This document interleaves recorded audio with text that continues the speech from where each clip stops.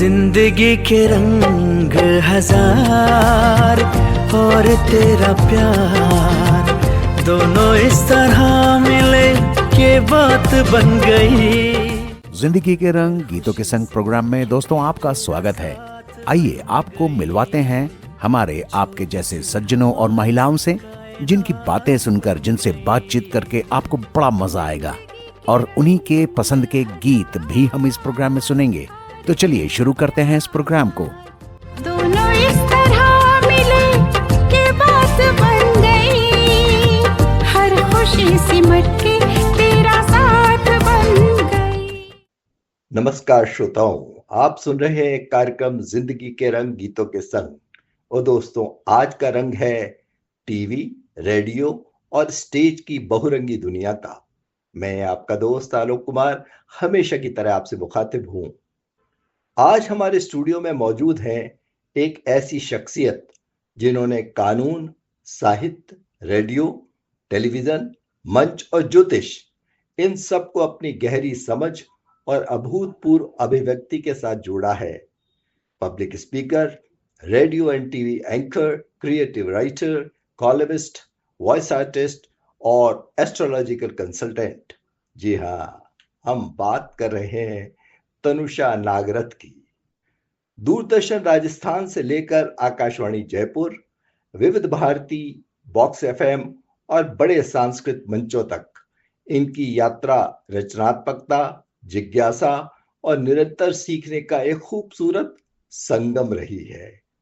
कविता, लेखन, live events, podcasting और आध्यात्मिक वार्ताओं के बीच तनुषा का व्यक्तित्व एक संवेदनशील स्टोरी टेलर की तरह सामने आता है, जो अपने शब्दों और आवाज से दिलों को छू लेती हैं।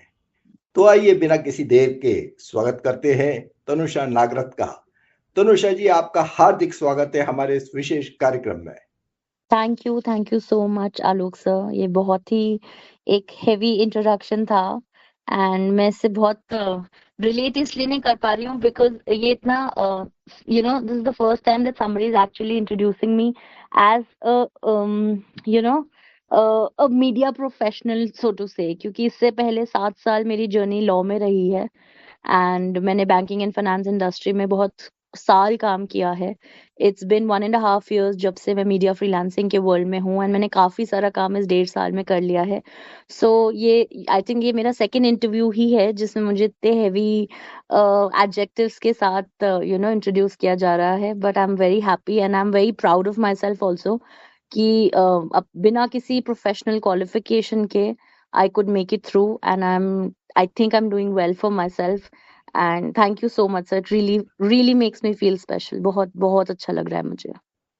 बहुत अच्छा लगा तनुषा जी। अब तनुषा जी, सबसे पहले अपनी जर्नी के बारे में बताइए। आपने जी सर। कानून, लॉ, मीडिया और क्रिएटिव फील्ड तीनों को सुंदर तरीके से मिलाया है। इस बहुआयामी सफर की प्रेरणा कौन रहे? कि आपके परिवार में आपके पिताजी ने आपको गाइड किया? किस तरह से ये सब कुछ हुआ कि इतना सब कुछ आप कर पाई? कुछ बताइए हमें इसके बारे में। जी सर, स्टार्टिंग तो सफर की ऐसे हुई थी कि मैं स्कूल कॉलेज के दौरान ही बहुत ही क्रिएटिव पर्सनालिटी थी। मैं हमेशा स्टेज पे रहती थी, चाहे वो ड्रामेटिक्स हो, चाहे वो स्पीच हो, डिबेट हो, और बहुत aggressive towards proving a point. मतलब ऐसा मेरा बचपन था कि मुझे बस कुछ प्रूफ करना है, मुझे स्टेज चाहिए, मुझे बोलना है, मतलब मुझे मेरी आवाज पहुंचानी है लोगों तक। तो उस टाइम की जो पर्सनालिटी थी वो बहुत बबली थी, बहुत फोर्थ कमिंग थी and my family supported me because मैं यंगेस्ट हूँ। It's me, my mother, my Elder sister and मेरे फादर थे। तो बहुत मतलब एक प्लेटफॉर्म मिलना, घर में भी आपकी बात सुनी जाना। So I was that kind of personality जो मतलब कहना चाहती थी, जिसकी मतलब in washrooms I used to be doing interviews. मतलब मैं खुद से बात करती थी, इंटरव्यूज रिकॉर्ड करती थी, एक्सेट्रा एक्सेट्रा, कि जैसे मैं एक्चुअली किसी गेस्ट के साथ बैठी हूँ। Imagine back in the day when मैं 5th स्टैंडर्ड में थी, 6th स्टैंडर्ड में थी, this is what I used to do as a child. तो आई थिंक वो जो एक था अपनी आवाज सुनाने का और अपनी आवाज कहीं पहुंचाने का जो एक इंस्टिंक्ट था, वो बहुत बचपन से डीप रूटेड था। एंड आई थिंक उसको विंग्स देने के लिए मेरी फैमिली, एस्ट्रोलॉजी में हम हमेशा से बिलीव करते आए हैं। मेरे फादर भी हस्तरेखा जानते थे, एस्ट्रोलॉजी जानते थे। मेरे चाचा, मेरे फूफा जी, सभी लोग हस्तरेखा और एस्ट्रोलॉजी अच्छे से जानते हैं। मतलब सबका अलग प्रोफेशन था, बट सबको इसमें इंटरेस्ट था। इवन माय नाना जी बहुत अच्छी हस्तरेखा देखते थे वो। तो उन बट इन सभी को इन इन फील्ड्स में बहुत इंटरेस्ट था। तो मतलब जैसे जब स्ट्रीम लेने की बात आई, कॉमर्स लिया, तो फिर उस टाइम एवरीबॉडी वाज लाइक ये जरूर सर्विसेज क्लियर करेगी बच्ची। और जुडिशियल सर्विसेज पर्टिकुलरली बिकॉज कुछ पोजीशंस ऐसी थी चार्ट में कि justice loving and so on and so fourth. तो देन आई मतलब आई जस्ट मतलब फैमिली के ही उससे सजेशन से कि ठीक है, बोलती भी अच्छा है, लिखती भी अच्छा है, सो लॉ कर लिया एंड आगे जाके जुडिशियल सर्विसेज देनी है, ये तय था। तो 12th के बाद 5 ईयर LLB के लिए मैं एमिटी यूनिवर्सिटी गई। एमिटी नोएडा से मैंने अपना 5 ईयर LLB किया। फिर 2000 after 3 years of my law, like 5 years का कोर्स था, I had to come back because my father को ब्रेन स्ट्रोक हुआ पहला। तो things started changing from there from my life. मतलब थिंग्स स्टार्ट बिकमिंग डिफिकल्ट। मेरे फादर को business losses थे, उसकी वजह से उनको ब्रेन स्ट्रोक हुआ, फर्स्ट ब्रेन स्ट्रोक हुआ। So then I came back to Jaipur, I continued my studies in Jaipur, I did my masters here. Meanwhile we were taking care of my father, वो ही was एलिंग only. तो उस तरह से फिर then because obviously luxury of choice नहीं थी तब तक, ये समझ आ गया था कि लॉ आप अच्छा कर रहे हो। आई was doing very well academically, I was doing very, मेरी LLB में I got a gold medal. Then I went on to do my masters, उसमें भी I got a gold medal. But I knew somewhere कि ये मेरी calling नहीं है। मतलब ये बहुत black and white world है and I am more of a colorful person. But उस समय तक वो लग्जरी चली गई थी लाइफ की कि मैं वो चॉइस ले सकूं कि नहीं अब मुझे क्विट करना है और कुछ और करना है या कोई और प्रोफेशनल क्वालिफिकेशन लेना है। So then I continued my journey and I appeared for the examination. Like एक बार मैंने judicial services का एग्जाम भी दिया पूरा साल का ड्रॉप लेके, but I could not clear the exam. और मेरा prelims ही 1 मार्क से नहीं रहा, मतलब रह गया। तो I think I was distracted, I did not give my 100% because जहां तक मैं अपने आप को जानती हूँ अगर मैं 100% देती तो वो इतना डिफिकल्ट एग्जाम नहीं था टू क्लियर। बट देन ठीक है, I think it wasn't फेटेड। Then I started my professional journey with banks and financial institutions. I worked with a bank in Jaipur for 4 years. उसने मुझे बहुत कुछ सिखाया, बहुत एज दी एक एक प्रोफेशनल वर्ल्ड में, बहुत चांसेस दी, बहुत यंग एज में बहुत अच्छी अपॉर्चुनिटीज दी। Like there were times when I used to visit DRT, Debt Recovery Tribunal, every day and sit with judges and discuss case orders and everything. So it was a very enriching experience.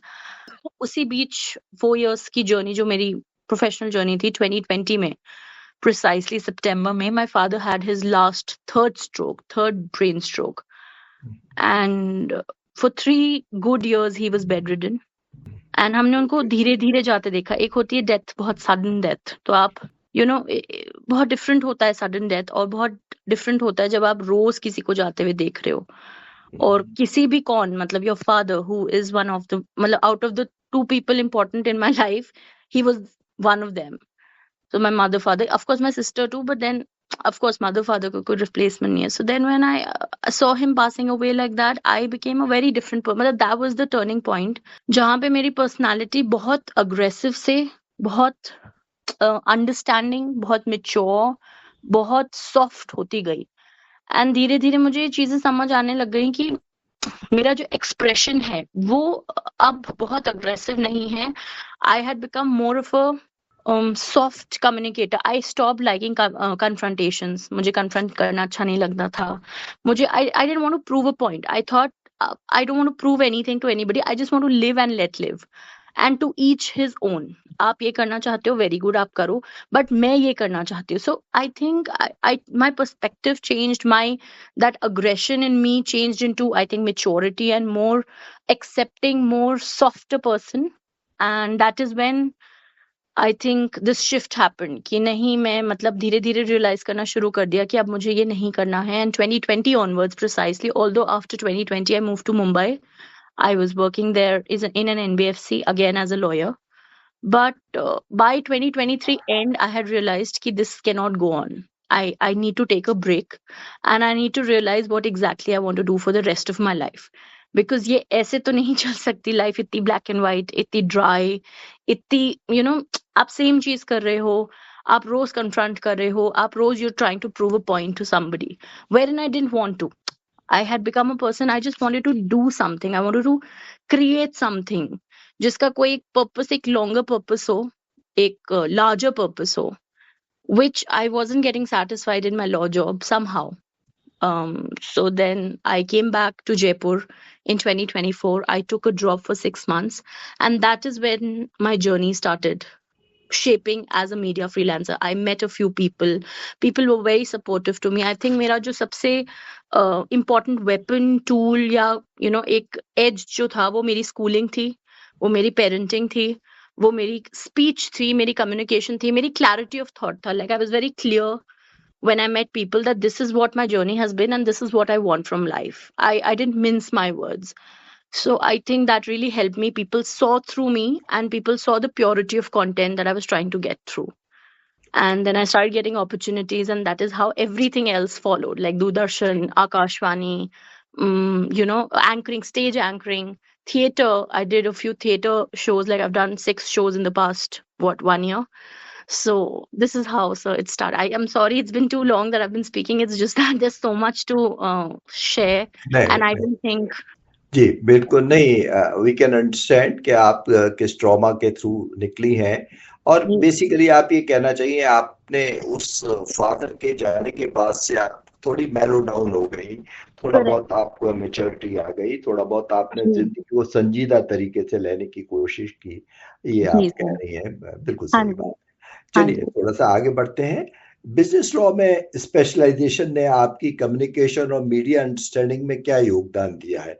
आपने business law में specialisation किया है ना? हाँ जी, बिल्कुल business laws में specialisation किया, बट उससे मुझे डायरेक्टली कोई हेल्प नहीं मिली, but indirectly like I think कुछ सब्जेक्ट्स ऐसे होते हैं जो मुझे ऐसा लगता है कि हर बच्चे को, चाहे आपका डिसिप्लिन कुछ भी हो, आप किसी भी फील्ड से हो, बट आपको mathematics, basic mathematics, economics, pol science और लॉ, ये कुछ सब्जेक्ट्स ऐसे हैं जो आपको as a human being prepare करते हैं to live in a practical world. You are more aware of where you stand, how you stand, what your rights are. तो आई थिंक मेरा जो लॉ पढ़ने का जो I think the larger purpose was to make me a more, क्योंकि obviously आप घर पे सबसे छोटे थे तो आप प्रोटेक्टेड थे, बट जब मैं इस फील्ड में आई, so I was just open to the world. I was going places, I was meeting all kinds of people, सब तरह के लोगों में उठना बैठना. आप 30 पे भी बैठ रहे हो, आप एक बहुत एक्सपीरियंस लॉयर के साथ भी बैठ रहे हो, आप एक जज के साथ भी बैठ रहे हो, आप you are meeting every kind, आप एक डिफॉल्टर के साथ भी मिल रहे हो, उस डिफॉल्टर से भी आप बात कर रहे हो कि कैसे वो आपका लोन चुका सकता है, etcetera. So it made me, it prepared me for the world I think, and it gave me a lot of perspective and a lot of practical knowledge. तो बिजनेस लॉ करने का या लॉ करने का overall purpose exactly मुझे media में काम नहीं आया, but yes, it helped me to become a more aware person, a more practically ready person for the world. And I think ये subjects, like I said, there are a few subjects जो हर discipline के बच्चे को पढ़ना बहुत जरूरी है, because this is, it just makes you a more aware person. I think. बिल्कुल सही बात है। इसका मतलब आपने जयपुर के डीआरटी के भी कई चक्कर काटे हैं। अरे समय रोज डीआरटी जाती थी, every day.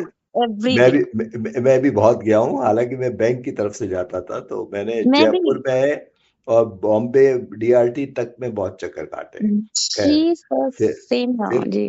फिर कभी फुर्सत में बात करेंगे डीआरटी के बारे में। जी सर जी। तो क्या कभी ऐसा लगा आपको कि लॉ से सीधे रेडियो और टीवी एंकरिंग की ओर आना एक बोल्ड शिफ्ट था? बहुत बोल्ड था ये काम?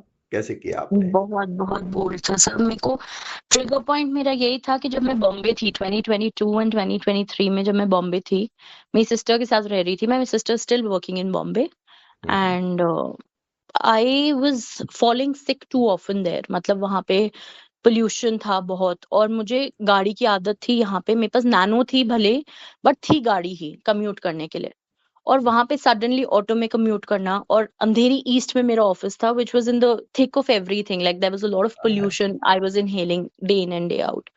तो मेरी बहुत, my lungs went for a toss. I got sick too often, मतलब बहुत तबीयत खराब होना, दवाइयाँ खूब खाना, बार बार खांसी जुकाम, and then food was an issue in Bombay. तो एवरीथिंग टुगेदर आई थिंक वो 2 years भले job wise they were okay, but health wise I was doing very bad. तो वो ट्रिगर था.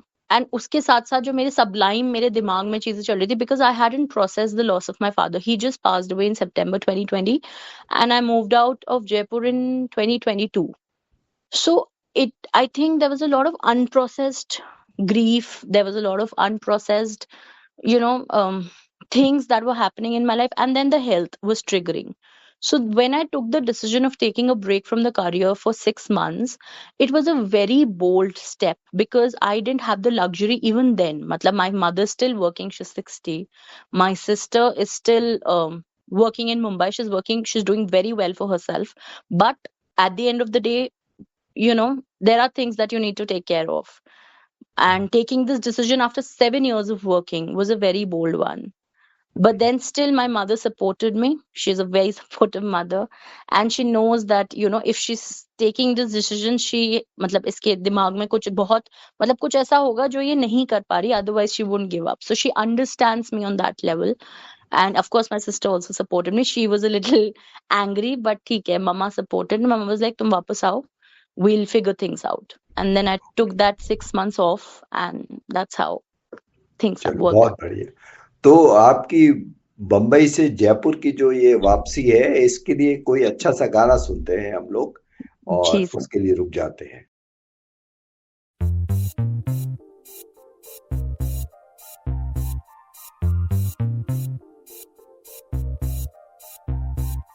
दिल चाहता है, दिल चाहता है, दिल चाहता है, कभी न बीते चमकीले दिन। दिल चाहता है, हम ना रहे कभी यारों के बिन। दिन दिन भर हो प्यारी बातें, झूमे शामें गाए रातें, मस्ती में रहे डूबा डूबा हमेशा समा। हमको राहों में यूं ही मिलती रहे खुशियाँ। दिल चाहता है, कभी ना बीते चमकीले दिन। दिल चाहता है, हम ना रहे कभी यारों के बिन। चमकाते हैं, चिलमिलाते हैं अपने रास्ते, ये खुशी रहे रोशनी रहे अपने वास्ते। चमकाते हैं, चिलमिलाते हैं अपने रास्ते, ये खुशी रहे रोशनी रहे अपने वास्ते।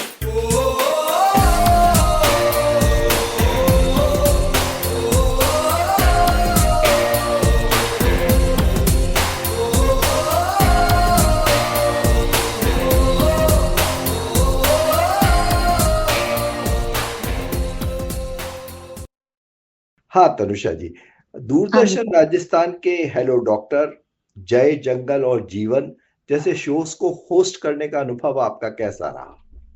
बहुत बहुत ही फैंटेसी लाइक, क्योंकि मेरे लिए टीवी पे आना was always a dream. Like I said, as a child also, I used to do these interviews in the bathroom while sitting in the bathroom, thinking that one day I'm going to interview somebody. I love taking interviews, and I love, hearing my voice on TV or radio. So then, when I when I approached Doordarshan and Akashvani people, when I interviewed, I got tested and everything. And finally they said, ki, okay, you can start hosting with us. Because initially they called me as a guest, कि आप as a legal expert आए. So that was a different experience again. मतलब वो भी एक बहुत enriching experience था. But I wanted to be on this side of it. मतलब I wanted to host it. So when the third time, when I approached and when they said कि नहीं ठीक है, आप you come host with us.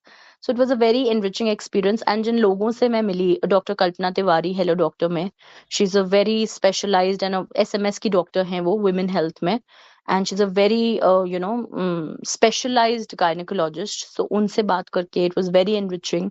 Again जल जंगल और जीवन, जो आप एनवायरमेंट शो की बात कर रहे हैं, उसमें Dharmendra Jha ji is a very renowned journalist, वो थे। और एक बहुत इन्फ्लुएंशियल मिस्टर तुषार सुगानी जी थे आर्किटेक्चरल वर्ल्ड में, he is a very established name. तो उन मतलब it was a very enriching experience, sir. Yes, I learned a lot. When I researched about them, उनके statistics को research, मतलब I think the process of taking an interview is more enriching yourself than knowing about the person, because जब आप किसी की field में जाते हो, जब आपको पता है कि आपको किसी एक्स पर्सन को इंटरव्यू करना है, तो you research about that person, and in the process आप बहुत सारी चीजें सीखते हो। तो आफ्टर दैट एनवायरमेंट वाला जो प्रोग्राम था, जल जंगल और जीवन, I had so much information, I had so much insight into the topic that I went on to write a column for First India, because I'm a columnist with First India. So I went on to write a column, like an article on that particular episode, Echo the Change करके. So I think it was, all these experiences have been very building, बहुत building blocks जैसे थे, and they taught me a lot. वाह, बहुत बढ़िया तरह आपने explain कर दिया। अब वापस आते हैं आकाशवाणी और विविध भारती की तरफ। हाँ वहां जी भी आपने कई मोटिवेशनल और लीगल विषयों पर बातचीत की है। हाँ जी सर। रेडियो मीडियम की सबसे बड़ी ताकत आपको क्या लगती है? रेडियो मीडियम, स्पेशली आकाशवाणी की, मुझे लगती है आज भी in the world of radio stations which have become audio stations, there are no more radio stations, उस वर्ल्ड में आकाशवाणी की वॉइस अभी भी इतनी रेलेवेंट इसलिए है because they are informative about the content. They still want to convey information, मतलब वो चाहते हैं कि उनके लिसनर्स कुछ लेके जाएं, अगर वो उनको सुने तो 10 मिनट के लिए भी। तो I think that makes all the difference in the content of Akashvani, Prasar Bharati as a whole. So when I अभी रिसेंटली लाइक दिस, अभी जो मेरा लास्ट रिकॉर्डिंग था वो लास्ट वीक था, elimination of violence against women. It will be airing on 25th of November, which is the International Day for Elimination of Violence Against Women. So जो content था वो बहुत रेलेवेंट था, जैसे हमने उसमें पॉश एक्ट की बात की है बहुत एक्सटेंसिवली, क्योंकि पॉश एक्ट आपको वर्क प्लेस पे, वुमेन को वर्क प्लेस पे सपोर्ट करता है। तो उसमें क्या प्रावधान है, कॉन्स्टिट्यूशनली आप कैसे प्रोटेक्टेड हो, यूएन से आप कैसे प्रोटेक्टेड हो, कैसे उसका फंक्शनिंग होता है, पॉश एक्ट आईसीसी कमेटी कैसे चलती है, उसका बहुत इन डेप्थ एक एनालिसिस और एक इन डेप्थ टॉक है for 10 minutes, no not 10 minutes, 15 minutes. So अगर कोई लिसनर उसको सुनता है तो वो एक्चुअली एनरिच होके वहां से जाएगा। So which I think is a very important part for me if I am into media. I think मैं उन प्रोजेक्ट्स का पार्ट होना ज्यादा चाहती हूँ जिसमें मैं एक्चुअली प्योरिटी ऑफ कंटेंट है, मतलब मेरे लिसनर्स कुछ सुन के कुछ समझ के वहां से they move forward, and not just entertainment is a part of the package, but it has to be driven by something. So I think that is why Prasar Bharati is like. चलिए, बहुत अच्छा। आपने पोशाक की बात की, हमने भी हमारे रेडियो स्टेशन पे भी पोशाक के एक एक्सपर्ट को बुलाया था एक बार, तो जी sir. he also had someone. हाँ जी। अच्छा, आप थोड़ा बॉक्स एफएम के बारे में बताइए। उस पे आपने कुछ प्रोग्राम्स को होस्ट किए हैं, वहां जी आपको सर। क्या सीखने को नया मिला? जी सर। सर बॉक्स एफएम का तो ऐसा था कि I went there for an interview, and as a part of that interview I got to co-host an interview with Amandeep Khayal. He's a poet and he's a storyteller. So जो मुकुल गोस्वामी जी हैं box FM के, ही is a very, I think he is a very established personality. वो भी प्रसार भारती में काम कर चुके हैं, आकाशवाणी में काम कर चुके हैं। सो ही वाज लाइक नुआंसेस सिखाना, like while you were doing the interview he was telling you कि ऐसे करना है, इस एक्सप्रेशन से बोलना है, आपकी वॉइस का मॉड्यूलेशन ऐसा होना चाहिए। चाहे जो इंटरव्यूई थे अमनदीप खयाल जी, वो खुद बहुत एस्टैब्लिश्ड, बहुत अच्छे पोएट और बहुत अच्छे स्टोरी टेलर थे। तो उनकी जो थ्योरीज थी, देयर वर फ्यू थिंग्स जो उन्होंने बताई अपने राइटिंग्स के बारे में, अपनी थ्योरीज, एक सनफ्लावर थ्योरी थी उनकी, उसके बारे में उन्होंने बताया। तो all of that was very enriching end of course I learned a lot in the process, but apart from this, yes, I could not get anything there, so that is one part of the story, but it was a very enriching experience. Yes, I have बहुत बढ़िया। co-hosted only one program with them, which was a part of my interviewing only. तो ये G box FM Mukul Goswami ji का है क्या? हाँ जी, हाँ जी, बिल्कुल बिल्कुल बिल्कुल। चलो तो इसी बॉक्स एफएम के नाम पे एक गाने के लिए हम रुक जाते हैं और एक गाना का आनंद लेते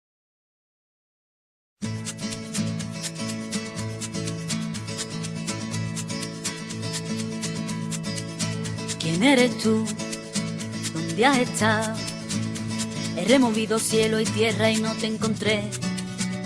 Y llegas hoy tan de repente y das sentido a toda mi vida con tu querer. ना मैं समझा ना मैं जाना जो भी तुमने मुझसे कहा है सेन्योरिटा, मगर फिर भी न जाने क्यों मुझे सुन के अच्छा लगा है सेन्योरिटा.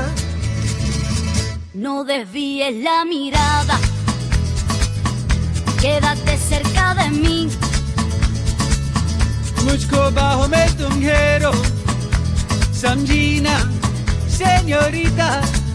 चाहत के दो पल भी मिल पाए दुनिया में ये भी कम है क्या, दो पल को तो आओ खो जाए भूले हम होता हम है क्या सेन्योरिटा. सुनो सुनो सेन्योरिटा कहते हैं हम क्या. Jamás podré interpretar el sentido de las palabras que me dedicas, pero el calor de tu mirar me hace sentir como la más bella señorita.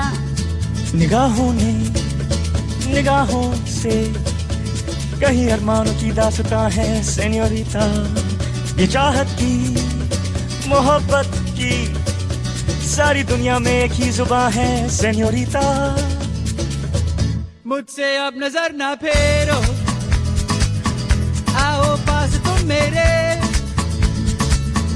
मुझको बाहों में तुम घेरो, समझी ना सेन्योरिटा. चाहत के दो पल भी मिल पाए दुनिया में ये भी कम है क्या, दो पल को तो आओ खो जाए भूले हम होता हम है क्या सेन्योरिटा. सुनो सुनो सेन्योरिटा कहते हैं हम क्या. तनुषा जी, आपने Anugoonj pink festival, know India conclave और ध्रुपद यात्रा जैसे बड़े कई कल्चरल इवेंट्स होस्ट किए हैं. लाइव हाँ जी स्टेज एंकरिंग और स्टेज एंकरिंग में आपको क्या फर्क नजर आता है? बहुत फर्क है सर. लाइव स्टेज एंकरिंग में आपके पास कोई एडिट्स नहीं है, कोई कट्स नहीं है. स्टूडियो एंकरिंग में फिर भी अगर आप कोई रिकॉर्डेड प्रोग्राम कर रहे हैं तो उसमें आपको कट्स मिलते हैं, उसमें आपको एक स्पेस मिलता है. अगर आप if you fumble you get an opportunity. But stage anchoring is आपको बहुत बहुत स्पॉन्टेनियस होना पड़ता है. आपको फिलर्स भी डालने पड़ते हैं क्योंकि कई बार देयर इज अ ब्रेक, एक प्रोग्राम और दूसरे प्रोग्राम, एक सेगमेंट और दूसरे सेगमेंट के बीच में. When you calling guests, when you doing the ceremonies, तो उस बीच में हो सकता है एक टाइम गैप हो. तो उसके लिए you have to be very spontaneously prepared कि आप क्या बोलना चाहते हो. Your audience can not be bored while you're hosting a live stage event. So I think it is a very different ball game, and live stage anchoring is more challenging than a studio anchoring is what I feel. ये बहुत अच्छी तरह explain कर दिया. अच्छा तनुषा जी, आपकी एक book है वेयर द जी माइंड वंडर्स एंड द जी मिंगल्ड जी वॉइसेस एथोलॉजीज जी में सर. आपने कविता, इनके पीछे की थीम क्या है? आपने शायद इसमें बहुत सारी संकलन किया है कविताओं का, तो जी इसके सर. पीछे जो आपका इमोशनल और क्रिएटिव प्रोसेस है वो क्या रहता है? सर पोइट्री मैं एक्चुअली लाइक आई सेड कि I am writing for columns for first India. I am doing columns for international magazine name Confluence, ये लंदन से छपती है. अच्छा. बट मेरा इनके लिए लिखने का जो प्रोसेस है that is completely different. That is based on art, culture, cinema, and lifestyle themes. But जब जो मेरा फेवरेट फॉर्म ऑफ राइटिंग है that is poetry, because I am a very emotional person, and for me my writing has to be less cerebral and more heartfelt. Matlab if it hit it if something hits home in the heart, then it comes on the paper. So मेरा process बहुत ऐसा है, observe करना बहुत अपने I let my heart think before writing. So मेरा ये जो पोइट्री जो एंथोलॉजी अभी रिलीज हुआ, this is my first poetry anthology जिसमें this is completely my child. Otherwise, I've taken part in poetry competitions, international and national, जिसमें I've had one single poetry, जैसे single poetry competitions होते हैं, single poem competitions, उसमें I've taken part. But this particular piece is like 25 poetries of my own. And इसमें से कुछ poetries ऐसी हैं जो मैंने 2020 में लिखी थी when my father passed away. In fact, just before his passing away, जो उनके last phase थे, मार्च से सितंबर के बीच में. So all the poetries, if you read the book, if you happen to, order a book, or, when we meet, I'm going to gift you a book. So when you read through the poems, you realize that every poem has a very deeply rooted emotional theme to it. Be it about somebody who has lost someone, be it about a child who is a sufferer of child laborship, be it about a woman who is not getting her rights in the house, be it about a theater actor who who has been exploited throughout her journey. तो बहुत different nature, चाहे nature भी जो है वो बहुत nature की बहुत डीप रूटेड ऑब्जर्वेशंस हैं जो उन पोएट्रीज में हैं. So I think the process has been very heartfelt, and there's one poem that is particularly very close to me, that is I Still See You. It's about me and my father. So yeah, if time allows, I would like to read it. Otherwise, we'll see, sir. अच्छा, अब ये बताइए, आप English poetry लिखती है, Hindi poetry लिखती है? Sir, English. में. I think I'm a person who thinks in English. तो मेरा जो एक्सप्रेशन है वो बहुत जेन्युइन और प्योर इंग्लिश में ही निकल के आता है. हिंदी में I can write, I will deliver also in Hindi, but वो जो एक प्योरिटी ऑफ कंटेंट जो मेरे लिए बहुत इंपॉर्टेंट है, वो I think comes in English. Very good. लेकिन एस्ट्रो में तो इंग्लिश हिंदी का कोई फर्क नहीं होता ना, इसमें तो बिल्कुल बताना पड़ता है कि सितारे क्या कहते हैं और तारे क्या कहते हैं. चलो, तो अब थोड़ा एस्ट्रो के बारे में बात करते हैं. एनी टाइम एस्ट्रो के लिए पॉडकास्ट और ब्लॉग्स बनाना, ये जर्नी कैसे शुरू हुई आपकी? ये जर्नी सर ऐसे शुरू हुई कि मैं एनी टाइम एस्ट्रो के लिए आई was working full time. I worked with them full time, and I was an astrological consultant and a content creator for them. तो मैंने उनके लिए ब्लॉग्स लिखे, उनके लिए पॉडकास्ट होस्ट करे, पॉडकास्ट दिए भी और होस्ट भी करे जो उनके एस्ट्रोलॉजर्स हैं, और वॉइस ओवर्स दिए. उन्हीं का एनी टाइम फिटनेस जो एक सेगमेंट था, उसके लिए वॉइस ओवर्स देना. So that is how that journey was. And I was, like I said, कि मेरी फैमिली में my father, my चाचा, my फूफा जी, all of them had this, मतलब उनको नॉलेज थी, उनको पढ़ने का बहुत शौक था, और वो बहुत अच्छे एस्ट्रोलॉजर्स थे. लाइक माई चाचा एंड फूफा जी स्पेशली, एंड माई नाना जी, बहुत ही अच्छे एस्ट्रोलॉजर्स थे वो लोग. हैं, सॉरी, थे नहीं, हैं.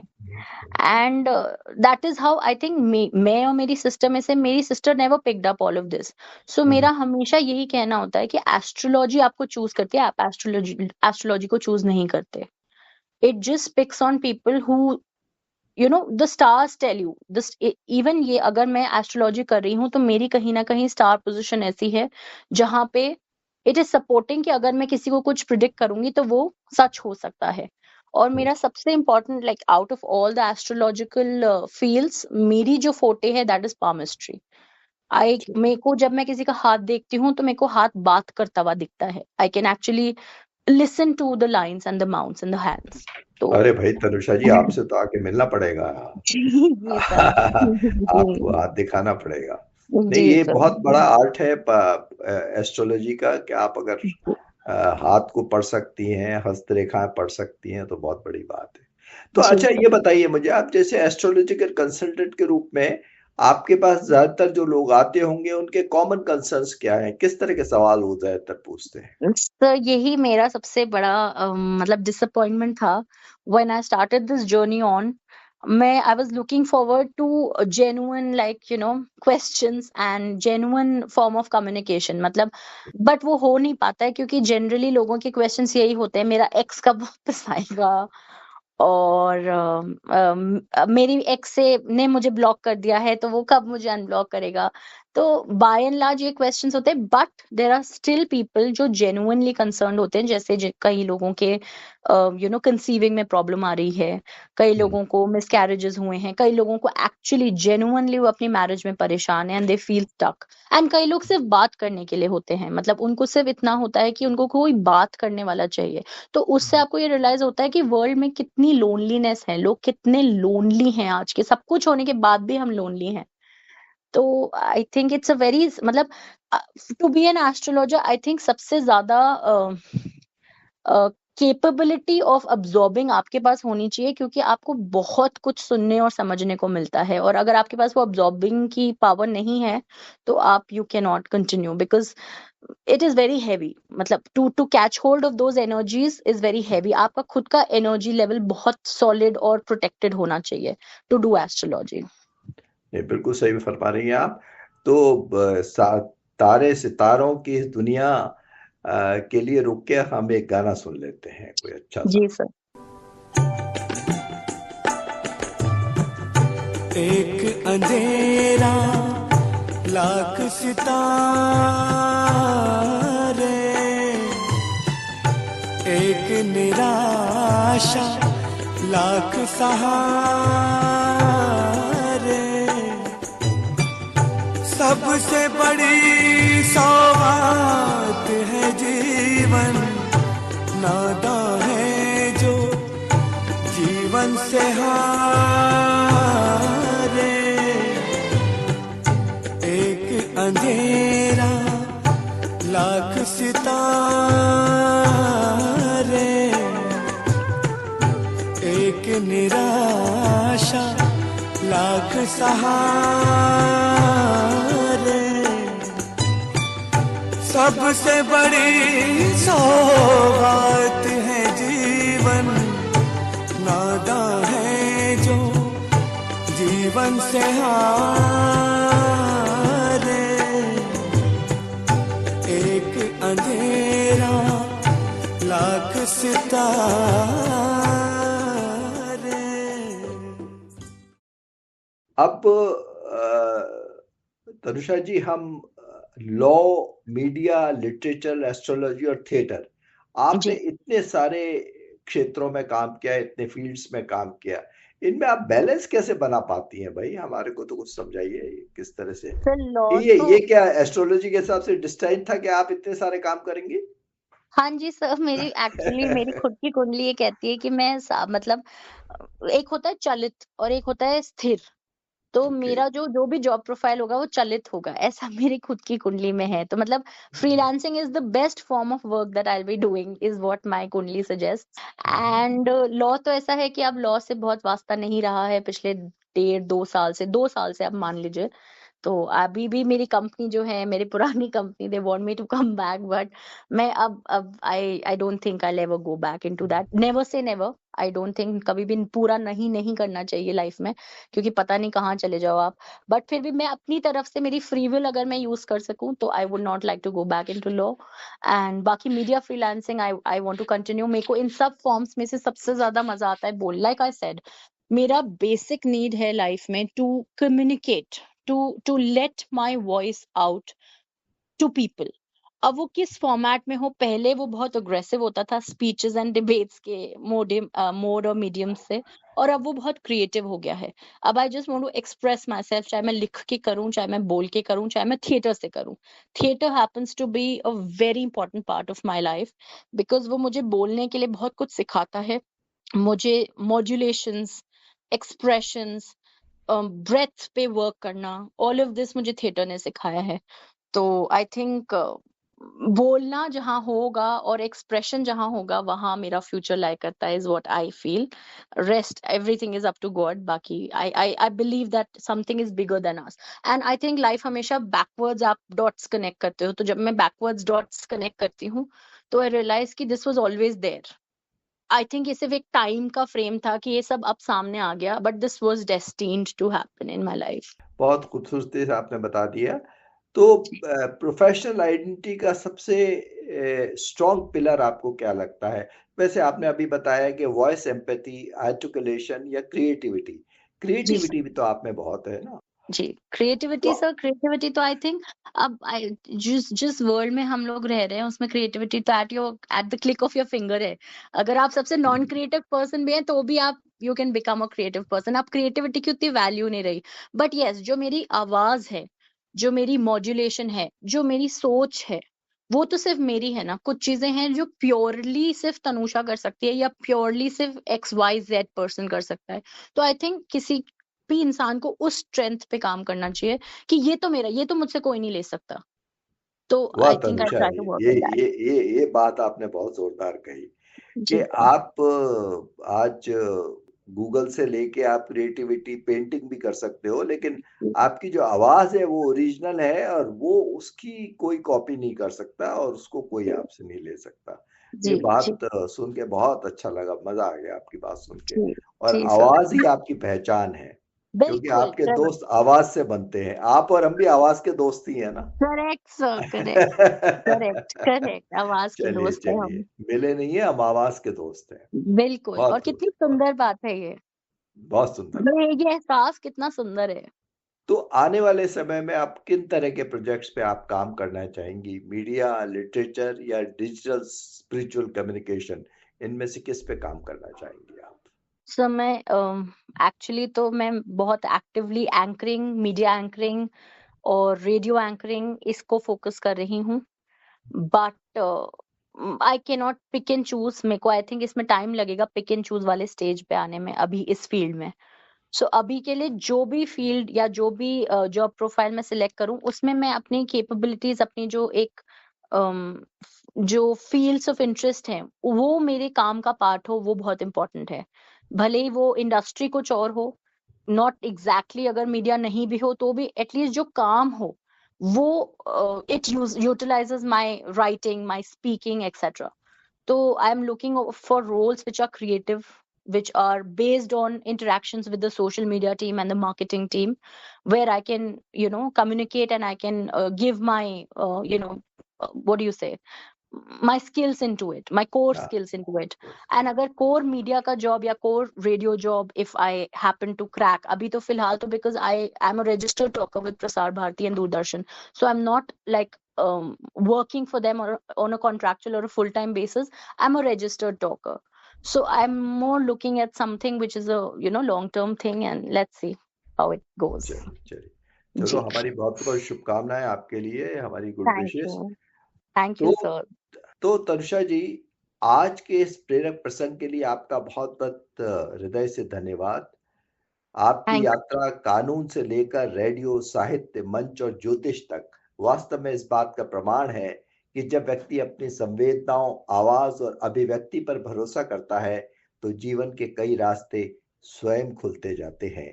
आपके जी अनुभव, आपकी कहानियां और आपके विचार हमारे श्रोताओं के लिए सिर्फ प्रेरणा नहीं, बल्कि आत्मविकास का भी एक सुंदर संदेश लेकर आए।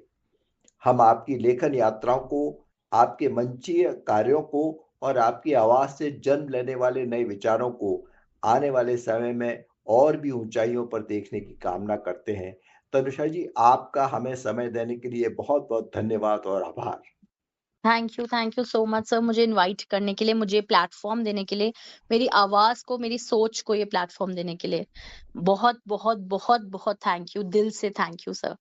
एक छोटी सी पोम है, अगर मैं रीड कर सकूं उसको तो एज अ एंडिंग नोट, जो आई हाँ, थिंक लाइफ की फिलोसफी को बताती है, मैरी ओलिवर की। पोएट्री का नाम है the gift. Be still my soul and steadfast. Earth and heaven both are still watching, though time is draining from the clock, and your walk, that was confident and quick, has now become slow. So be slow if you must, but let the heart still play its true part. Love still as once you loved, deeply and without patience. Let God and the world know that you're grateful, that the gift has been given by Mary Oliver. Thank you very much, thank you very much. बहुत Thank, बहुत, it was wonderful to have you. thank और you. Tanusha, इतनी अच्छी सुंदर कविता सुनाने के लिए आपका बहुत बहुत शुक्रिया। Thank you, sir. Thank you for the platform, and thank you for being such a great listener, such a great host, and such a warm host, sir. Thank you. दोस्तों, कार्यक्रम का समय अब यहीं समाप्त होता है, लेकिन विचारों की ये यात्रा यहीं खत्म नहीं होती। हम फिर मिलेंगे एक नए अतिथि, नई प्रेरणा और नई कहानी के साथ। तब तक के लिए मैं आलोक कुमार आप सभी से विदा लेता हूँ। सुनते रहिए, सीखते रहिए और जुड़े रहिए हमारे साथ। नमस्कार। जिंदगी के रंग हजार। दोस्तों, जिंदगी के रंग गीतों के संग के आज के इस प्रोग्राम में बस इतना ही। कल एक और नए सज्जन और महिला हमारे साथ हाजिर होंगे आपके लिए मजेदार बातें और गीत लेकर। सुनना न भूलिएगा। छोटी सी हमारी कायनात बन गई।